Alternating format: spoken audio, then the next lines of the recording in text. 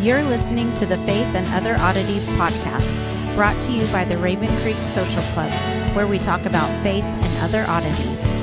For questions, comments, or to be part of the conversation, join us on Facebook, Twitter, and Instagram, where you can find us at Raven Creek SC. Now for your hosts, Emily Dixon and Nathan Underwood. Well, hey everyone, welcome back to Faith and Other Oddities, the show where Emily and I read the Bible and talk about it, and people listen. I'm glad about that. I don't know where to go for from whatever reason. So, yeah, no, we're glad to be here. We're kind of getting into 2022. I think. Yeah, we're there. We made it, which is crazy because who would have ever thunk that we would have done this long with a podcast? So, Yeah, especially with all the craziness we've had to get through to get here with COVID and all that good stuff. And yeah. This is, I believe, episode 170. So we're getting up there. We're gonna be at 200 before too long. it's wild, just Yeah. wild. And we still have people listening. It's like, and people who've hung around, which is just crazy. Yeah, we've got a great group of listeners. We really do appreciate you guys out there and supporting us in whatever way, shape, or form you have, whether it be messages or through sharing the show or any of that stuff. All of it is very much appreciated, and it kind of blows my mind that people are into what we're doing here sometimes. So I actually am starting to get messages from people saying, I'm listening to it again. I started over and I'm listening to it again. And so I thought that's pretty cool because not just once are they subjecting themselves to this. Yeah, well, sorry about those early episodes. I feel like we should leave them there, but they were a little rocky at the beginning. We kind of had to catch our stride. Get our sea legs. Yeah, exactly. So, and hopefully we'll, stay awake through this one. Because we got a new puppy yesterday because I decided that, we needed more chaos in this house. And anyway, I've actually thought about naming him Chaos, but I don't know if that's an appropriate name or not. Yeah, probably not so much. Yeah. So anyway, so if you hear some whimpering in the background, it's because he's just been here like 12 hours and still adjusting. So it's the puppy, not the family members. Oh, right. Not a child they have locked in a cage somewhere. So, Yeah, yeah. even the puppy gets a babysitter because our sister is going to be making sure he's not locked in a cage somewhere either. So, our pets are spoiled. Well, in case y'all haven't picked up on that on Facebook yet. Yeah, well, if you, I'm of the opinion if you can't spend time with an animal, you shouldn't have one. Yeah. That's just. Well, Dad kind of drilled that into our heads. Yeah, exactly. So, well, that being said, that's the brief version of news, but we got some other things to talk about. Last week we ended. I don't even remember where we ended. Emily, will you catch us up? Yeah. Well, Shiva had decided to rebel against David. He's run to Abel-beth-maachah, and we talked about some of the discoveries in the archaeological digs, and who this wise woman who she might be when she shows up to tell Joab, "Hey, look, don't do this. We've got it covered." And she basically diverts an entire civil war because it keeps it from getting larger anyway because she takes a stand. And I got to really thinking about the fact that there's this woman showing up, which we should not be surprised. There's a woman showing up. It's almost every time David has something go wrong or needs a last minute rescue. It's interesting. It's a woman who shows up to save him. And it's often a woman who either has a title of wise or she is described as being wise. And so, you know, David's reign has a big debt to the women who are with him. And it got me thinking about the last civil war that we had faced, the last major civil war where the tribe of Benjamin was almost wiped out. And that was back in Judges. And I went back and I started looking at some of the language and seeing how the two stories might play off of each other because I didn't find any other commentators that linked this. But I think if you remember that Judges and Samuel should flow one right into the other. And I believe it's Dr. Vance who says that he believes that Judges and Samuel were both written by the same person. And so the stories go together, and that last big story in Judges is where we've got the Levite and the concubine. And you know, I'm not going to go into detail on that story. I'm just going to trust that, if you're really interested, you'll go back and read, or maybe you'll go back and listen to those episodes, which those are some episodes I'm really proud of. I think we addressed some stuff that Hmm. needed to be addressed. But I wanted to pick up some of the key phrases from both the story with Joab and the wise woman and the Levite and the concubine and show you how I see them playing together. So, and if I'm off base, correct me. I probably won't like it for the first few minutes, but I'll get there. So, but in both stories, we have a man from the hill country of Ephraim, and that's in Judges 19:1 and in 2 Samuel 20:20. And it's interesting because when the writer Samuel introduced Sheba, it wasn't, he was introduced as a Benjaminite, not as a man from the hill country from Ephraim, but that's what Joab calls him when he's talking to this woman. So he changes his description there. There are the villains in each account are worthless men or uh, B'nai Belial, the sons of Belial. Hmm. That so we've got that connection. That's in Judges 19:22 and in Samuel 21. Negotiations play a prominent part in both stories.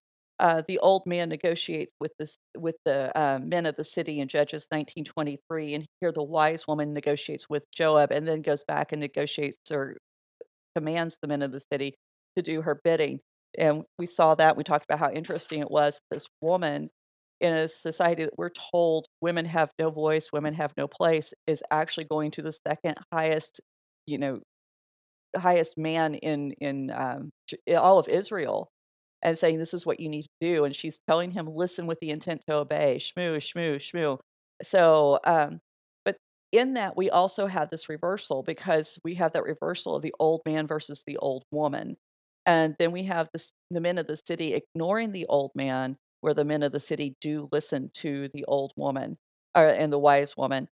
And we also have this theme of battering or beating. The men of the city beat on the door of the old man's house, where Joab is beating on the walls of the city in his siege.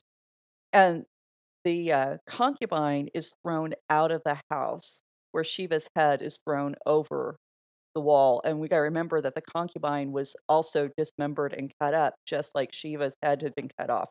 And so um, you've got some really, I think, some good themes that show you these stories should play off each other. I don't think we have, oh, well, they've got just a few words in common. We've got some words in common, which is important, but never forget the themes are more important Hmm. because word studies alone are going to lead you astray. I know they've been real popular in Bible studies, but if you're not looking at the context and the themes, word studies can get you completely off track. So I do see some themes within these stories. But one of the huge things is in both stories, the women are nameless. Neither woman has a name, and they're only known by their title or their role. So we have the concubine or the wise woman. And these are two diametrically opposed roles within that society. And so a concubine's a woman who is married, she is a wife, but she is not of enough status or importance to demand that marital contract that a wife would have, where the wise woman is somebody that is a spiritual and or a political leader, and we talked about that last week. And, the concubine. Go ahead. I was going to say and it's frustrating that we take this woman out of the place of honor when we're reading the story Mhm. because I mean, I literally, based on what I've heard from a lot of very conservative um podcaster preachers, that they would say that, well, that's basically the same thing, a woman in leadership and is no better than a concubine, and it's like, it's because they're not in their rightful place or something Mhm. like that. I've heard these critiques, and some of the things that I have heard pastors, supposed pastors, say on podcast about women who are teachers or writers, Mhm. it's quite frankly appalling. We're in There's no rebellion. excuse. We're Jezebels. I mean, a friend of mine threatened to get me like a bingo card for all the different names that men can come up with to call women who dare to teach on the Bible. Um, and I don't see any place in the Bible where there's an exclusion for sharing the gospel. There's an exclusion for sharing the word. The Great Commission is not gender specific. Right. And so, and I'm not even going to get into the pastoring of a church debate. That's a different topic.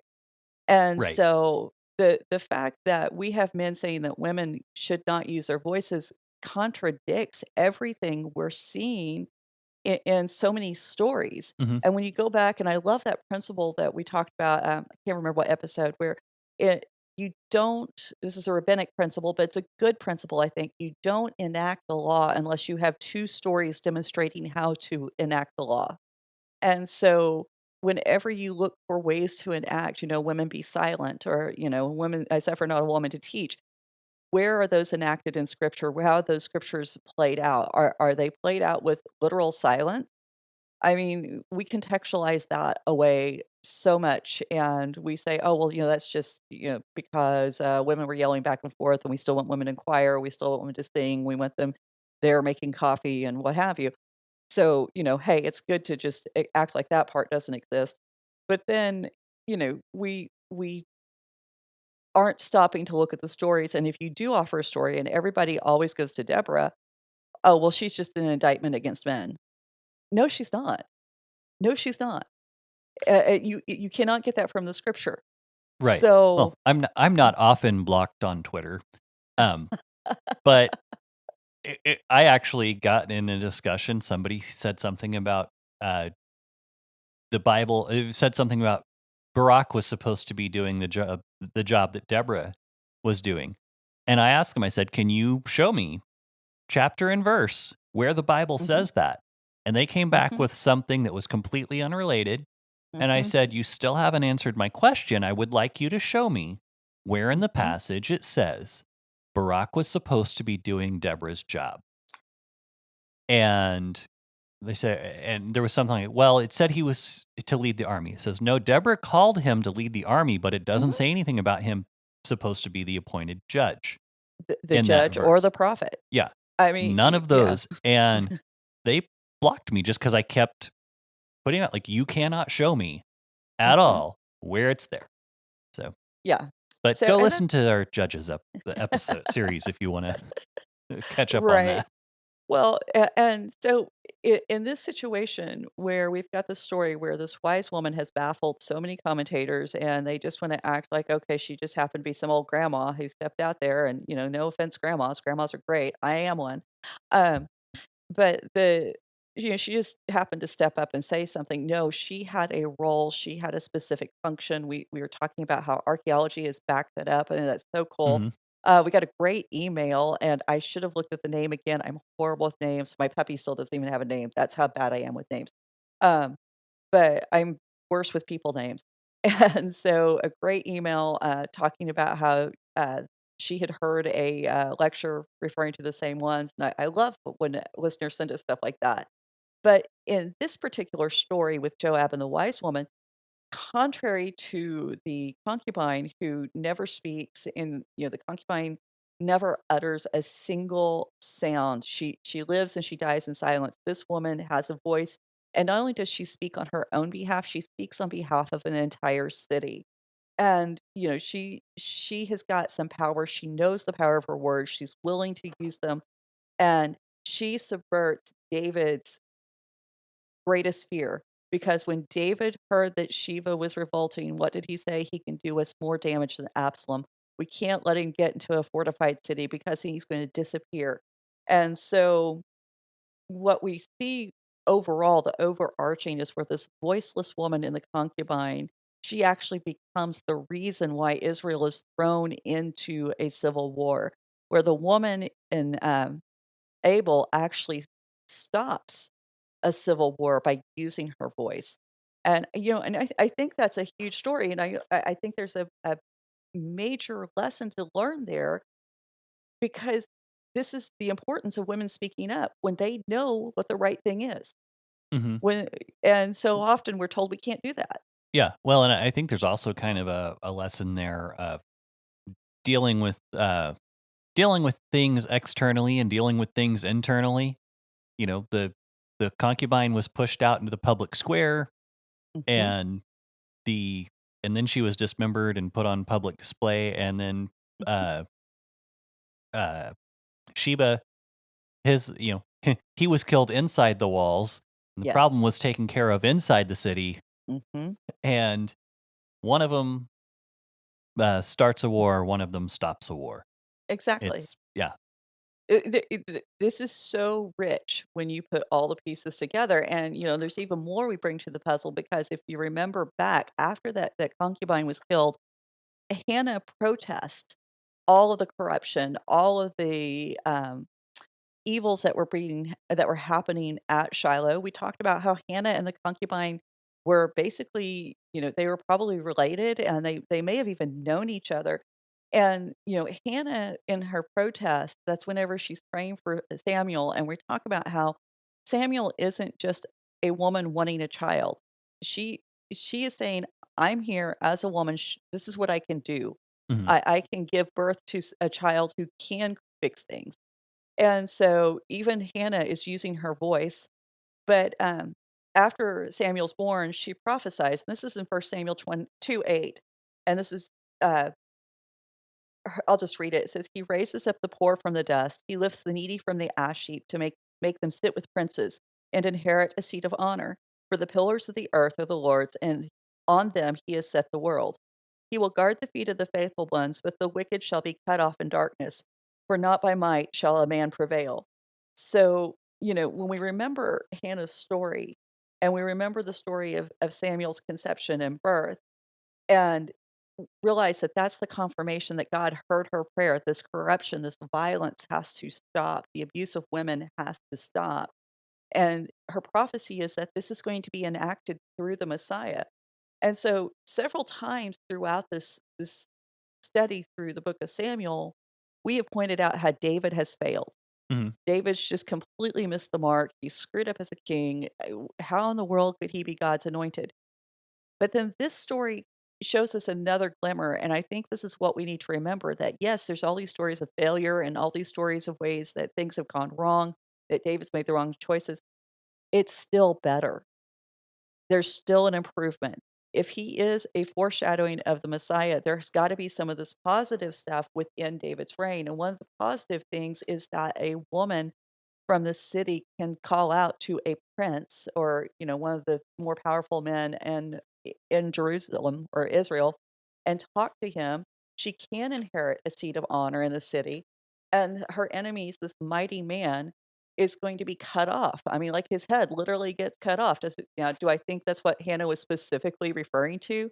No, but that's the beautiful thing about prophecy. It often fits various scenarios um, far more accurately than we first supposed they might. And so I think that this story really becomes the glimmer of hope. It's that little shining moment where you see, if it can be this good for women under David, how much better whenever it's the Messiah, when it is Christ.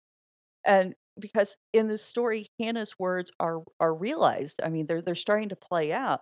Women have been lifted out of the place of mourning. They have inherited that seat of honor, and she's speaking and she's being heard by the most influential man in Israel. And so, this woman, a faithful one, that's who she declared herself to be. She said, "I am one of those faithful ones that Hannah talked about." Is is protected, and so. Um, you know, when we realize that this man, Shiva, is literally doing what David fears the most, and that this woman is the one who puts a stop to it, that really changes how we read the story. And I think where so often people are baffled by it, suddenly all of it makes sense. And, yes, David's rule falls short in comparison to what Christ is going to do, but it's still more than what it was. And, David was never supposed to fulfill the totality of that role of Messiah. He is just a foreshadowing. He is a type. He's supposed to give us glimpses of what could be. And so in that, he does succeed because he does give us these glimpses. And I think the biggest glimpse for me through the story so far has been this particular episode. And, it's really interesting that in David's reign, women do regain their voices.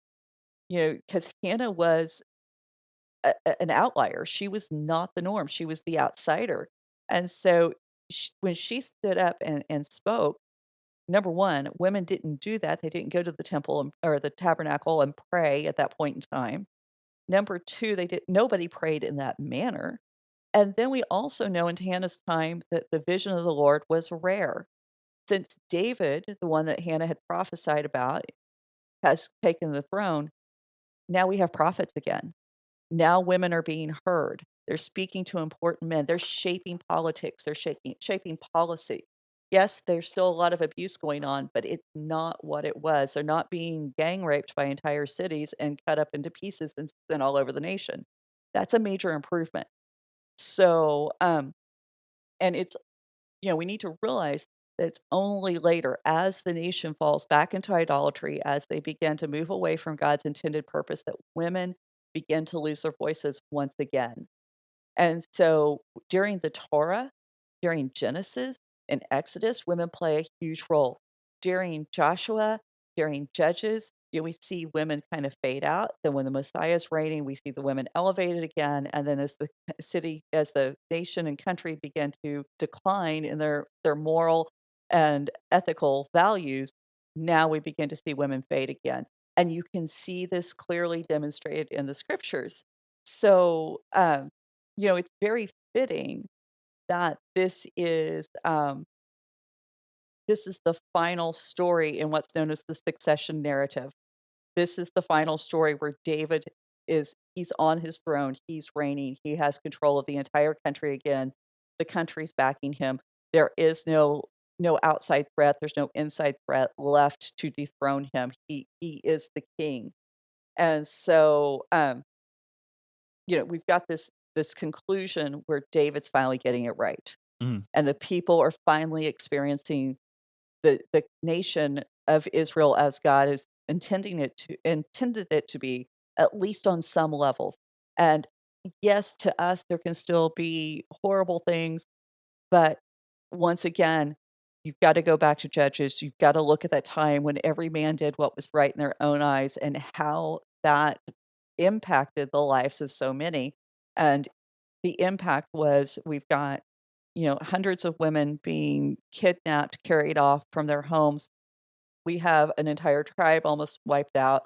And all of this is happening. Why? Because God's anointed was not on his throne. So, the under David's rule, women a lot of times are still nameless, but they're no longer voiceless. And they're no longer at the mercy of worthless men. Worthless men are actually at the mercy of wise women, and I think that's a nice little twist there that we can, Mhm.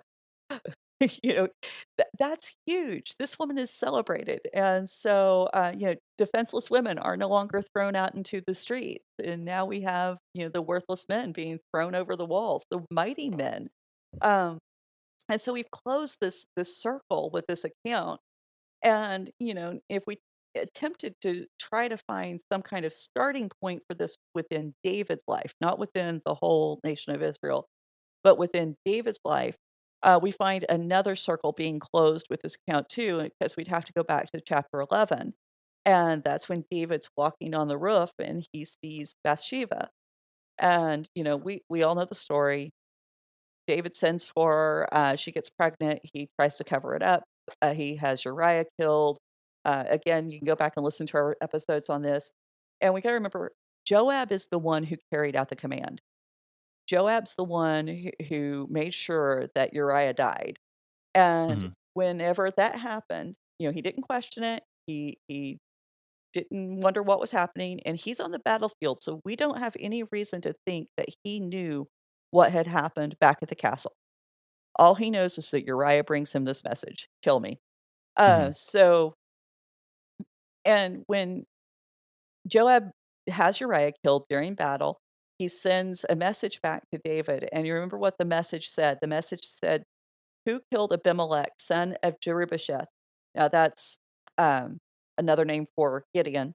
Did not a woman cast an upper millstone from on him from the wall so that he died in the Bez? So, in other words, even kings can die if they get too close to a wall, because Abimelech was the guy who proclaimed himself to be king of Israel. Hmm.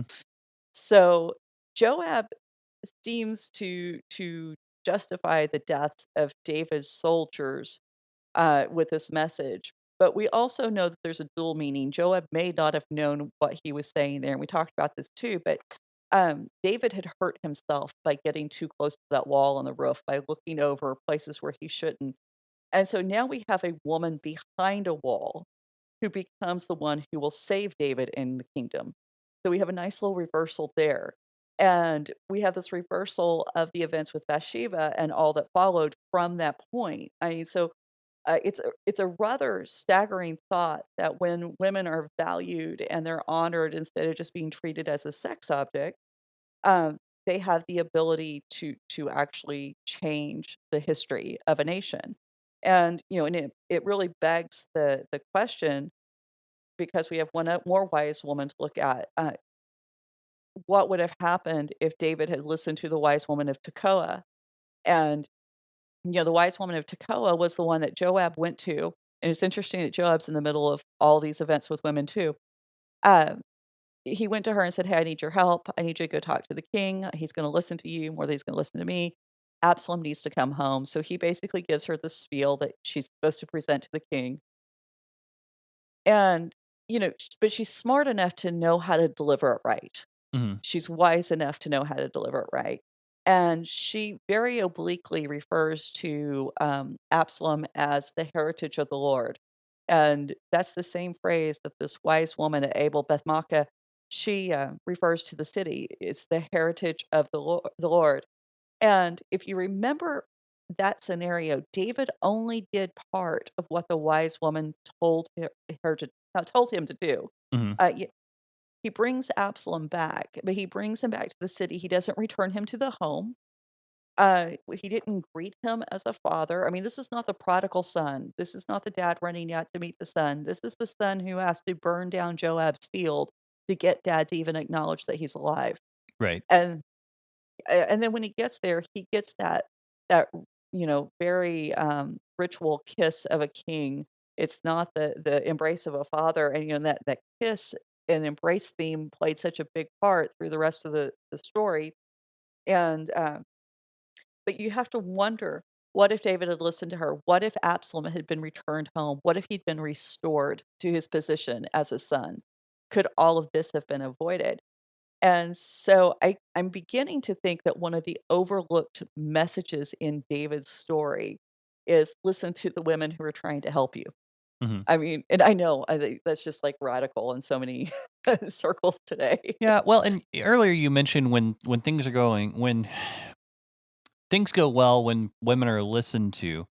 Uh, are you thinking that's more of just an it's not so much a formula of if you listen to women, things will go well. Right. It's because I don't want people to think that that's what we're doing, because so much of Right. so often so much of the Bible and Christianity gets kind of knocked down into these little formulaic things. But I just want to what you're saying is that it's kind of an outflowing of, if you're doing what you're supposed to do, you're going to treat all of God's people who are made in His image, male and female, Right. man and woman made in His Genesis image. 1:27. Yeah, that you're going to treat them like people, and Yeah. that's it. Which is, and I know I don't get too far off on this, but just there's so much with I didn't plan on talking about this today, but there's just so much bad advice in the world, and particularly, I don't think we're having necessarily big issues. At least I'm not. One of the big topics right now is a lot of really bad marriage books, Mhm. and Mhm. we're not the marriage podcast. With its, Right. we might do some shows on it at some point. But one of the things that really is frustrating to me is the way that a lot of these a lot of the advice given makes things Mhm. very transactional, Mhm. and Mhm. it's like you're not looking at the person you're living with as though they're a person. You're looking at them as though Right. they're someone providing you goods for services, or you know, And we have a uh, word for that. Uh, and and I'm very frustrated with that. And here we see, I think, with what you're talking about, is that's not the way it's supposed to be. When the right yeah. king is reigning and people are doing what they're supposed to do, then Mhm. everyone gets treated with dignity and respect. Right, because so often what winds up happening is, women were deceived, women are over emotional, women can't be trusted, women don't have the right to teach. Adam got in trouble because he listened to his wife. And yet we have all of these stories showing that, yes, Adam got in trouble for listening to his wife, but how many times did somebody else in the Bible get in trouble for listening to a man? It's not so much that women have some kind of special corner on the market of wisdom. I'm not saying that.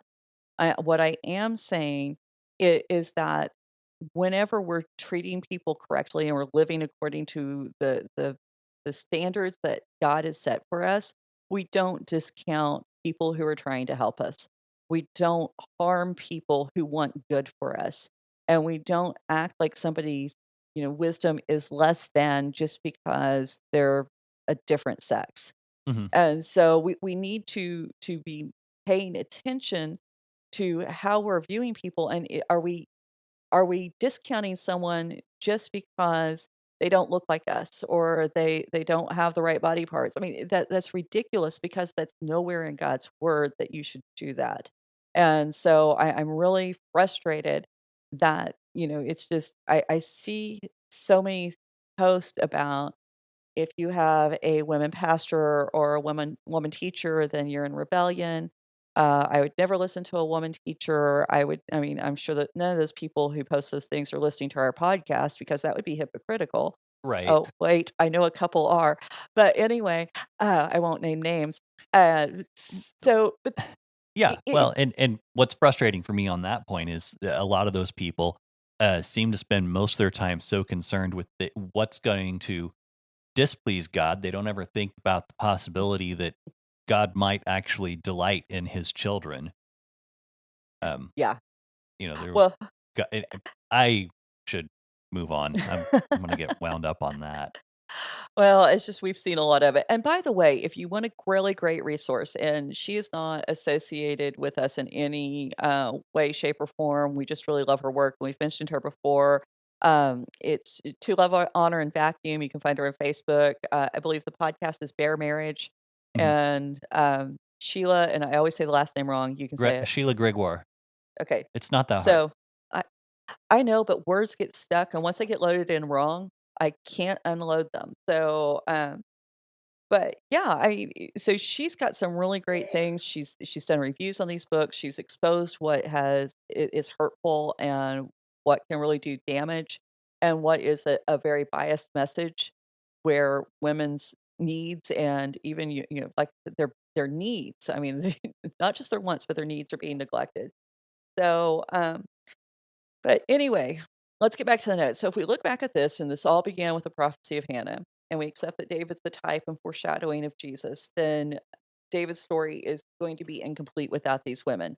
Because if we look ahead, Luke emphasizes the role of Mary and Elizabeth in the announcement of Jesus' impending birth. Mary echoes Hannah's song in the Magnificat. The Magnificat. Sorry, I always say that wrong. See those words. Somebody said it wrong Magnificat. to me. Yeah, somebody said it wrong to me once upon a time, and that's how it got stuck in. Um, the shepherds. We overlook the point about the shepherds. Who were shepherds in the Bible? Who were specifically named as shepherds as in the Old Testament? Rachel, Zipporah, probably Leah and Rebecca, um, and also the Shulamite in Song of Songs. These were the shepherds. They are women. They aren't just men. These are young boys. These are women. So when the birth announcement arrives, it's not coming to a bunch of men on the hillside. It's coming to this mixture of men, women, boys, young girls. They're all hearing this. And then Jesus' arrival at the temple, it is celebrated by a prophetess whose name is Anna, or if we want to put the breathing mark back onto the Greek that we tend to drop in English, Hannah, it's the same name. And that's just the beginning, and, we're gonna look at how all these women play a part in Jesus' ministry when we get to the Gospels. And so, Jesus wasn't reliant on women to give him good advice, okay? Let's be clear about that. That I'm not saying that. But he did not turn away, and he did not act disgusted in the least bit whenever a woman did support and a woman did help and a woman did want to learn from him. He accepted them. He made them part of what he was doing. And, his life and his ministry included so many women. And Luke really brings that out. And so I can't wait to get to that because that's gonna be a lot of fun to talk about. So so the story here, it wraps up from Judges forward, it wraps up from Bathsheba forward, but then it also points us ahead because that's what the Bible stories are supposed to do. They're supposed to give us that moment in the past. They're supposed to redefine how we think about things that happened so that we don't get stuck in little static boxes that can't be changed and we can't come up with those formulaic pronouncements and boil it down into some kind of cliche. And so we can look forward into what God is going to do. So now, moving on, now that we spent enough time talking about the women, in the last part of this chapter, we have a list. And this list very closely mirrors a list that was found in 2 Samuel 8:16 through 18. And these lists kind of bookend, I think Alter's the one who used that phrase, bookend David's rule in Jerusalem, specifically in Jerusalem. And so, they're very close. There are some differences, and Alter calls them destructive.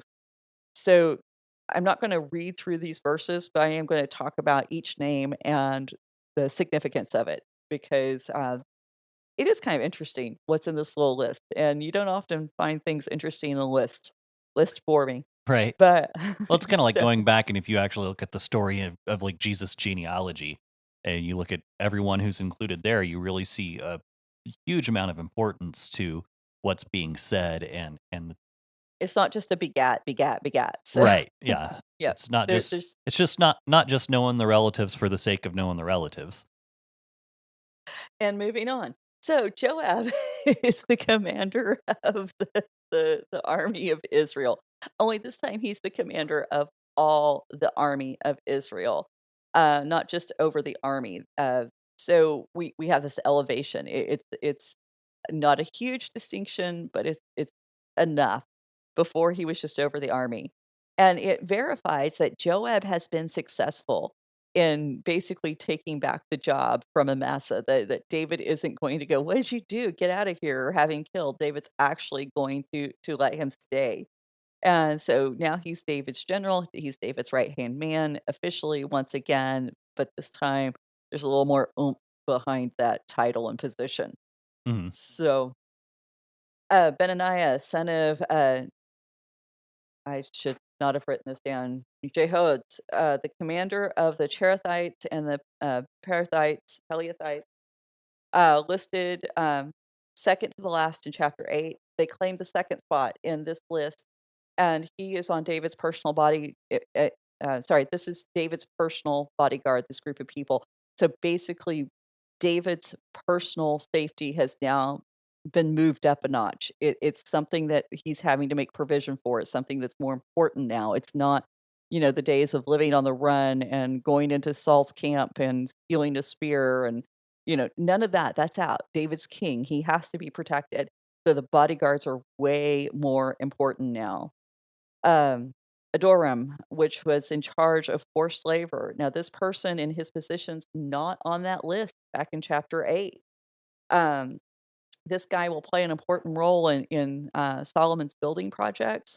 An altar says that he's included here in anticipation of the forced labor that Solomon will use. Now, Zamora says that he's included here because forced labor is something that is found in the later part of David's reign. That David is the one who institutes this, and that Solomon just builds and expands what David had already set in place. And so, thus, David also fulfills the prophecy of Samuel, who warns, "You get a king, all he's going to do is take, take, take." Mhm. And so once again, we see that, yeah, David's not immune to the same temptations that faced Saul that wound up corrupting Saul's reign. Our question is, can David overcome and can he change course? And of course, we've already seen that with Bathsheba, where when he is confronted, he knows it's a sin. What's he say? Yeah, I'm guilty. So, Jehoshaphat, the son of Ahilud. I love these names. He's the recorder. So now what's funny is about good old Jehoshaphat, this kinda cracked me up, is in the 2 lists, of David's officials, and there's a 3rd list with Solomon's official. His name appears in all 3. So he's the recorder. He's the guy writing this stuff down, right? Okay, so he makes sure that he's on there. Now the next guy in the list, this is where it gets even better. Shiva is the secretary in chapter 8. Now, I'm sorry, now there's a difference in the name, but there is, oh my gosh, so I don't want to get too far afield with this. The question is it the same person with a different name? But in Solomon's list, okay, so in chapter 8, it's Syria. In Solomon's list, it's Shisha. Here it's Shiva. And everybody, all the commentators believe this is the same guy. Okay. And that he's just got his name misspelled 3 different lists. So the recorder gets his name right in all 3, his own name right in all 3 lists. The secretary, who is closer to the king, but he keeps, he does things like writes the king's letters, takes care of the king's correspondence. He's not making public documents.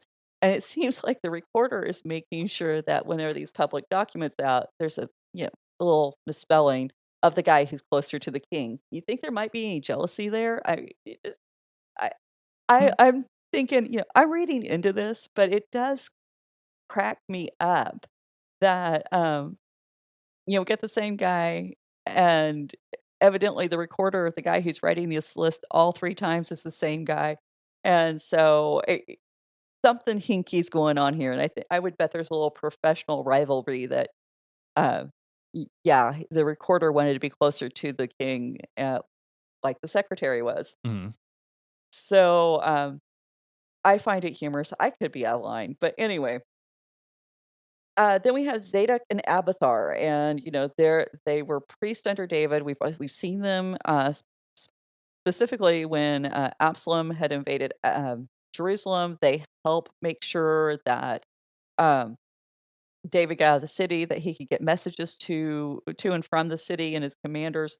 And now we're really unclear as to why they're named here. What why their names are on the list be in this way, because, I mean, there's other priests. Mhm. Being a priest in Israel was not a simple job. When you've got everybody bringing these sacrifices in, and you've got, thousands people bringing in animals that need to be killed. I don't know if our listeners have ever butchered a cow. That's not a simple process. Right. It takes a little bit. We've been involved in that. Mhm. So, but, yeah, the other priests remain unnamed. These guys, they get included on the list, and it might be because they have served David with a lot of devotion. They have taken risk on his behalf, so maybe it's just, kind of let's be polite and honor them by including them. But then we have this other guy, Ira the Jarite, who was also David's priest. Now, Ira is new to the list and replaces David's son as his personal priest, because back in chapter 8, David's sons were his priests. And there's a lot of speculation about why David would have replaced his sons as his priests. Um, you know, uh, n- some speculate that, it was too much like other nations, that the kings would often appoint their sons to be priests. And, obviously David's family, they're from the tribe of Judah, they're not from the tribe of Levi, so there's some problems. He, could be trying to stop some jealousy between the priestly houses and the royal house. Um, and so he decided to respect the tribal delineations. He possibly could have wanted to avoid the mistakes that we saw with Samuel and Eli when they tried to elevate their sons to the position of priest when they shouldn't have been. Yeah. Um, I tend to lean towards the simplest answer. his sons are busy killing each other and everybody else. So they are not qualified to be priest. David knows he can't trust them to be priest. Well, that was Y my first thought was, after all that business with Absalom, I think it's time to move on to some more qualified people. Yeah, I mean, it's like, come on, guys, think about this. I mean, we just had David's sons lose their minds, and evidently they just kind of scattered when Absalom came into the city. They aren't, you know, they're either unworthy, they're too young, or they're dead. So why are trying to figure this out in a more complicated manner than it needs to be? So I just there's a lot in this chapter that just kind of opens up the David story in ways that I had never considered and never heard taught before. And I'm like, why aren't we teaching about these wise women? Why aren't we teaching about the ways that they impacted David's rule and reign? Why are we only talking about the mighty men? Uh, so I love the fact that the writer was very intentional about including these women. Now, this concludes what I said earlier is the succession narrative. What follows is an epilogue. Bergen calls it an aside. We have this last four chapters in this book. They're not in chronological order. And that's not to say there isn't an order, but there is a basically there's a sense that here's all these stories that have significance and meaning and you need to know, but they really didn't fit within this very tightly constructed narrative that came before in the book of Samuel. Mhm. So we have these stories that we're going to look at, and we're going to get some crazy stuff because some things happen in these stories that, well, we were told to believe didn't happen in the Bible. Mhm. And we're gonna use the word contradiction. Hmm. So, we're gonna talk about the contradictions, and we're gonna talk about how we can get to some kind of, resolution, or if we can, because sometimes I don't think there is a real pretty package to put it in with a pretty little bow. Um, this whole section has a lot of debate surrounding it. There's some debate as whether it was just kind of stuck on as an afterthought, and if it has little to nothing to do with what came before, or if it actually is tied to what happened. Um, we do know that there is purpose and intent with the way these four chapters go together, because they do form a chiasm. So, you got to remember back, we talked about this. I believe it was with Ishmael and Isaac and those episodes. Um, that's where the beginning and the end mirror each other. And then the second event and the second to the last event mirror each other. And you continue inward until you get to that central point. And that central point or central story is the most significant thing about these passages. Mhm. And so, in these chapters, what we have basically is a famine and death, and this is when the death of Saul and death of Saul's sons and grandsons that is the result of the famine, and that's gonna mirror the census and God's anger over the census, and so those 2 stories are gonna go together, and again, that's the first story and the last story. Then the second story is the Philistine War, and then in the second to last story is David's heroes, David's mighty men. And then in the middle, we have 2 songs. We have the Song of David, which is also, found in the Book of Psalms, and then we have the last words of David, which are written as a psalm. So the core of this passage are those psalms. And, because we have these mirrored passages that are meant to play off of each other and they're supposed to inform how we read each other, I think it's gonna be good to take this part of Samuel a little out of order. So, um, we're gonna look at basically the first story in Samuel 21, and then we're gonna go over 24, and we're gonna pick up that last story, and we're gonna put it together. And we're gonna look and see what looking at them together shows us. Mhm. And so we'll start from the outside and work our way in with this. And um, I haven't gone through it. I haven't got all my notes together, so we're gonna hope that this works out well. Basically, we're winging it here like we normally do, but Well, and if it doesn't work out, we change course. yeah, exactly. So now, because these events are not in chronological order, there's a lot of debate surrounding when does this happen.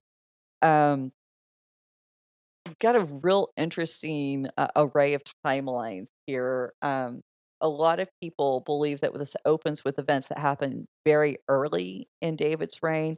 Actually, Zamora suggests that it could have happened even before David was king.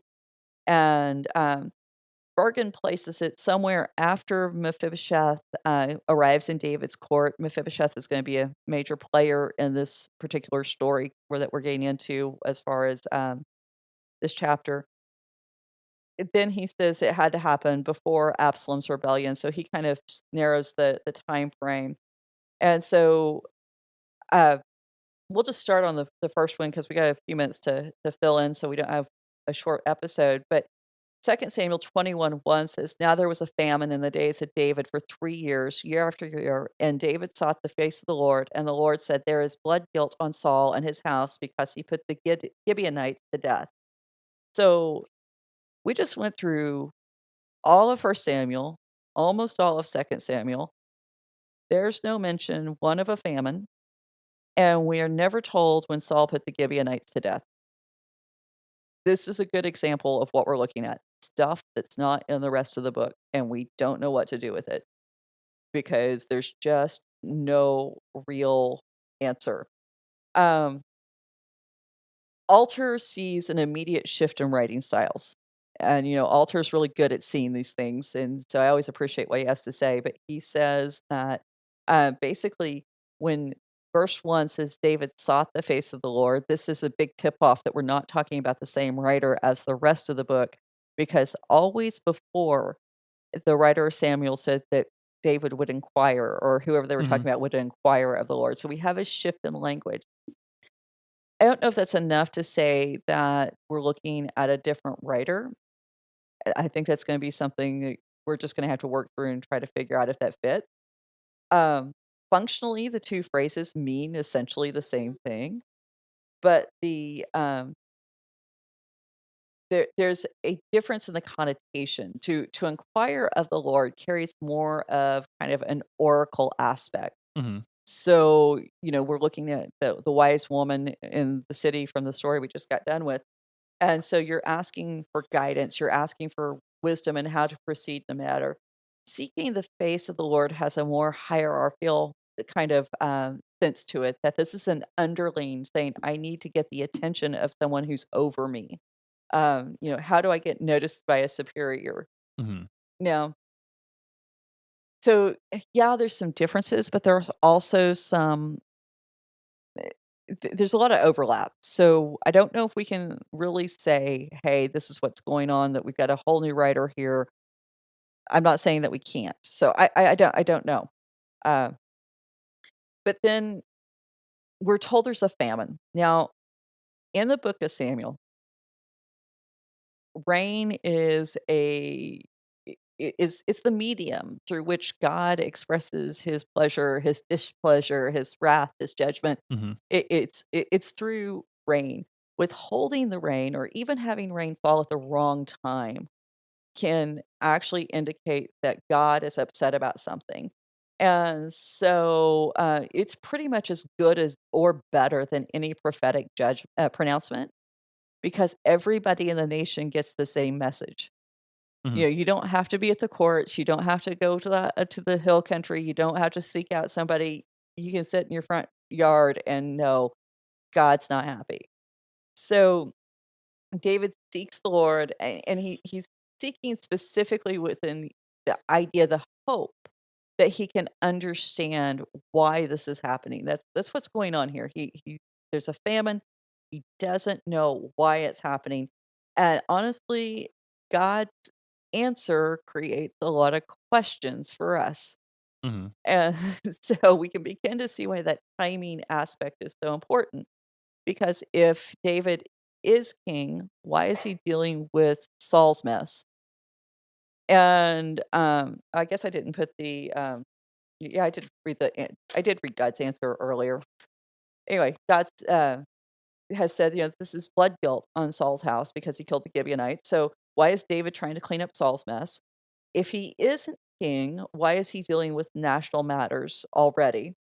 Why did Saul kill the Gibeonites? That would be a good thing to know. Why did this bring blood guilt on Saul's house? I mean, especially when you remember Saul had killed all the priests at Nob. And so why didn't that bring blood guilt on Saul's house? Why the Gibeonites? Mhm. Um, who were the Gibeonites that would cause not only Saul to want to kill them, but for God to respond this way? And honestly, nothing in the book of Samuel anywhere gives you a great answer to the story, to these questions. Right. We're going to get a few hints as we move forward, and we'll look at what those are. Um, the most likely answer on our foundation for moving into this will be in Joshua 9. This is after Jericho has fallen, after Ai has fallen, and basically all the Canaanite nations say, "Hey, we cannot stand against this nation of Israel and their God alone. We need to get together." And so all of them unite. We get a whole little list there in Joshua 9 that I'm not going to read through, but there's one exception, and that's the Gibeonites. And the Gibeonites, I mean, they're clever. They get their worn out saddles, they get the worn out sacks and shoes and clothes, and they get dry, crumbly bread, and the wineskins are cracked, and they load it all up, and they go out and they meet the Israelites, and they're basically, "We've been traveling forever. We've come from such a long way away. See how worn out all our gear is, and all of our provisions, are dried out. So, we're new here." Do you think we could stay in this conspicuously empty city? No. Right? It's like- Right, well, and that's the thing, they left the city behind, and the Israelites, because they're new, they didn't know that the city was there, and so they're like, "Okay, new guys, God didn't tell us to kill the new guys, he said just kill the guys who've been here forever, and so, yeah, we'll make a treaty and a pact with you, this is great, we can be pals, right?"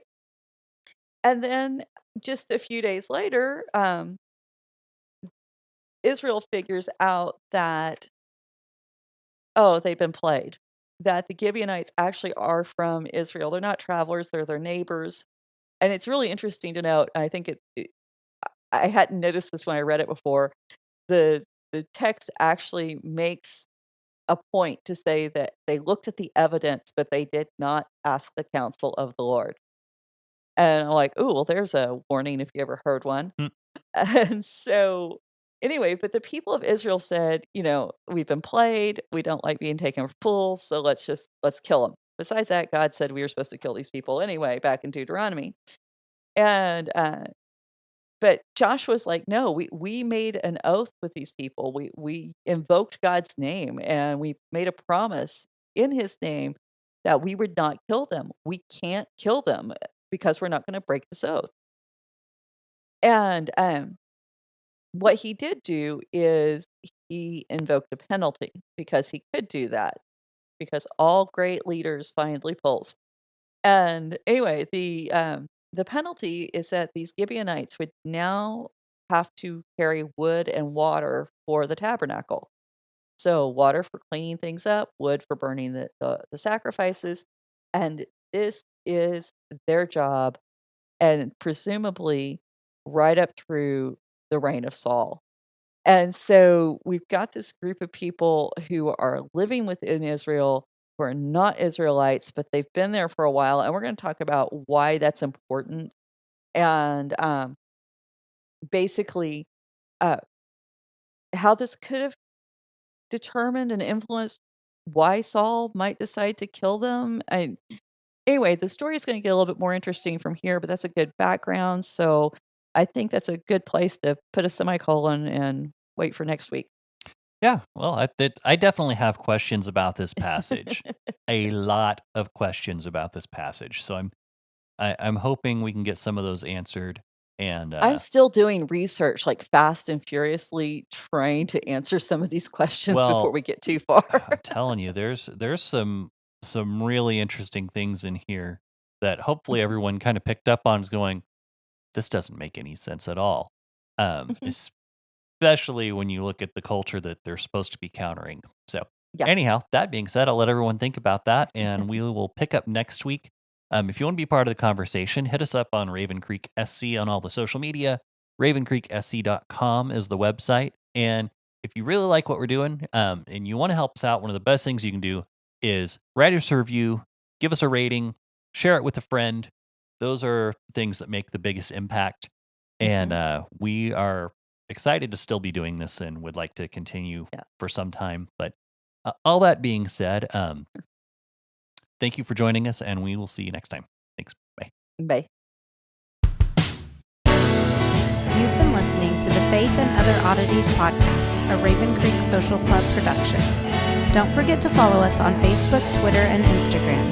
If you like what you've heard, please write us a review on iTunes or consider supporting us on patreon.com/RavenCreekSC. As always, thank you for listening, and don't forget to join us next week.